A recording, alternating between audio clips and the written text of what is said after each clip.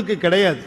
அவர் ஒருவருக்குத்தான் சடாமுடி உண்டு, அவர் ஒருவருக்குத்தான் பிறை உண்டு, அவர் ஒருவருக்குத்தான் கங்கை உண்டு, அவர் ஒருவருக்குத்தான் சிரமாலை உண்டு, அவர் ஒருவருக்குத்தான் 3 கண்கள் உண்டு, அவர் ஒருவருக்குத்தான் அருவம் உருவம் அருவுருவம் என்ற நிலைகள் உண்டு, அவர் ஒருவருக்குத்தான் 3ஐயும் தாண்டிய சொரூபம் உண்டு, அவர் ஒருவர் தான் பன்றி கொம்பணிந்திருப்பார், அவர் ஒருவர் தான் சிரமாலை அணிந்திருப்பார், அவர் ஒருவர் தான் எலும்பு மாலை அணிந்திருப்பார், அவர் ஒருத்தர் தான் சுடுகாட்டில் இருப்பார்.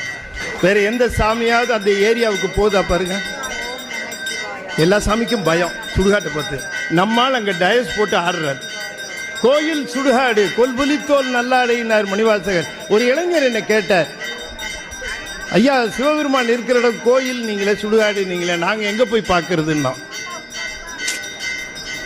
கேள்வி புரியுதா உங்களுக்கு? இந்த கேள்வியெல்லாம் வக்கனையாக கேட்பான்.